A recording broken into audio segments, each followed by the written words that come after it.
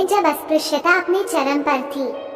एक बार एक धनी सेठ की कन्या अपनी सहेलियों के साथ क्रीड़ा के लिए एक उद्यान जा रही थी।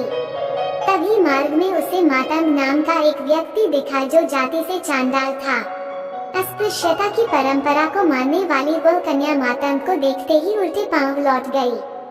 उस कन्या के वापस लौटने से उसकी सहेलियां और दासियां बहुत क्रुद्ध हुई और उन्होंने मातंग की खूब पिटाई की। मार खाकर मातंग सड़क पर ही गिर पड़ा। उसका खून बहता रहा मगर कोई भी उसकी मदद को नहीं आया। मातंग को जब होश आया तो उसने उसी क्षण अस्पृश्यता के विरोध का निश्चय किया। वो उस कन्या के घर के सामने पहुंचा और जहां वह भूख हड़ताल पर बैठ गया। 7 दिनों तक उसने न तो कुछ खाया और न ही पिया। बस वो इसी मांग पर अड़ा रहा कि उसकी शादी उस कन्या से तत्काल करवा दी जाए, वरना वह बिना खाए पिए ही अपने प्राण त्याग देगा। 7 दिनों के बाद मातंग मरणासन हो गया। तब उस कन्या के पिता को ये भय हुआ कि अगर मातंग वहाँ मरेगा तो उसके मृत शरीर को कौन हाथ लगाएगा, वहाँ से हटाएगा। अतः उस भय के कारण पिता ने अपनी ही कन्या को जबरदस्ती मातंग के पास धकेल अपना दरवाजा बंद कर लिया।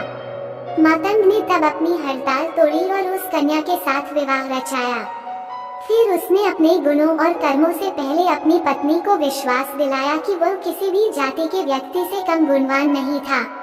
पत्नी को विश्वास दिलाने के बाद उसने अपने नगर वासियों को भी यह विश्वास दिलाया कि वह एक महान गुणवान व्यक्ति था।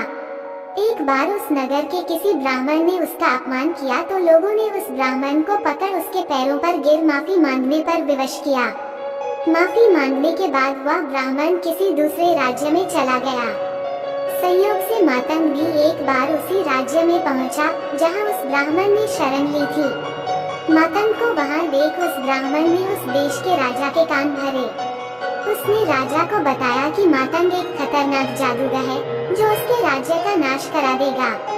तब राजा ने अपने सिपाहियों को बुला तुरंत ही मातंग का वध करने की आज्ञा दी। ब्राह्मण के षड्यंत्र से अनभिज्ञ मातंग जब भोजन कर रहा था तभी सिपाहियों ने अचानक उस पर हमला बोला और उसकी जान ले ली। मातंग के संहार से प्रकृति बहुत कुपित हुई।